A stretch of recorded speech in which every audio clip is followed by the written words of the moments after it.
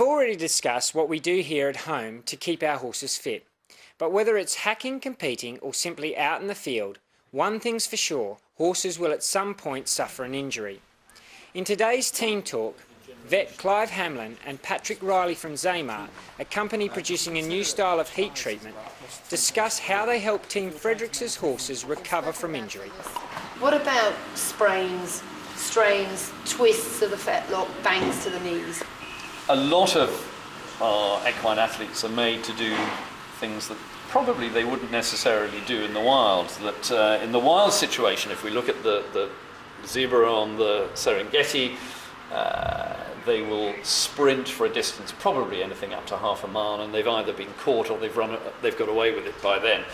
We ask them to go over much greater distances, and quite often jumping fences and doing a lot of activities that probably they wouldn't necessarily do in the wild. And as a result of that, we get torque being placed on the various joints, where we get a twisting action on the joints, horse landing up from a fence eventing on a drop and then turning away to one side or t'other. The joints all the way up through the body, front and back, will actually take quite a lot of loading. And if they take just a shade too much loading, then we're moving into the sprain, strain scenario. But I mean, that's quite similar to us. You know, if we Totally. jump over a gate Totally. and land a little bit awkwardly, or we know how painful it is to even just tiny bit twist your ankle. You might not even see any bruising or any swelling, nothing, but your ankle's sore. So what can we do to help the horse? Well, I think there's no doubt that it'll be obvious that we'll have some degree of inflammatory response in the horse, so we probably will get some degree of heat or swelling, and then reducing that heat or swelling is really pretty important. And is that where the ice comes in? This is where we start moving into our cold therapy. That's ice, or indeed progressing on from that with one or two machines that produce cold, perhaps slightly more intensely than out of our deep freeze. Well, let's have a look into them.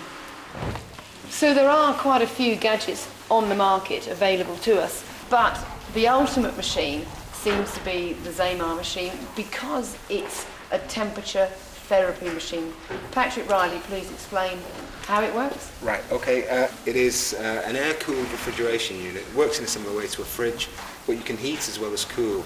There's no ice or water in there at all. There's a liquid called glycol that's pumped down these insulated PVC hoses into the polyurethane treatment wraps, which are like this, that are held inside the Velcro fastening covers that you fix onto the area that you're trying to treat. What temperature does it go up to and what temperature does it go down to? Well, it's got a range of from -5 up to +45, and depending on what you're doing, you'll choose the temperature for the specific treatment. If you consider that crushed ice is about +2, +3, if you're trying to maintain what is primarily a good leg, you'd perhaps use those sort of temperatures. However, if you had something a bit more serious, God forbid a tendon or something like that, perhaps you'd want to go a lot colder. Shorter treatment times, the colder you go. This machine has got a range of temperatures, as I said, from the very cold to the quite warm. The blue buttons are for cold temperatures, the red buttons are for hot. The key time to apply the temperature is within the first 4 hours of the injury occurring, as soon as possible after it's happened. As soon as the horse has cooled down, we'd apply the cold temperatures to reduce any further damage. If you're using temperatures above freezing, +2, +3, which is about the same temperature as crushed ice, then crushed ice protocols would apply. So whatever you'd normally ice your horse for. However, when you start going sub-zero temperatures, lots of things can happen there if the machine is used incorrectly. So we say that some severe guidance should be applied at that stage. But the problems that we've got with these horses seem to be going away. Clive, what are your thoughts on it?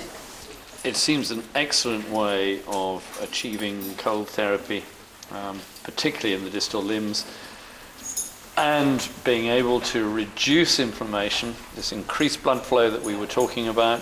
Using cold therapy, we managed to reduce that so that further degeneration into an injured tissue doesn't occur. I've seen it being used at major competition. This is a willing horse here, but I've seen it used in horses in the competitive scenario, and it seems to be more than effective.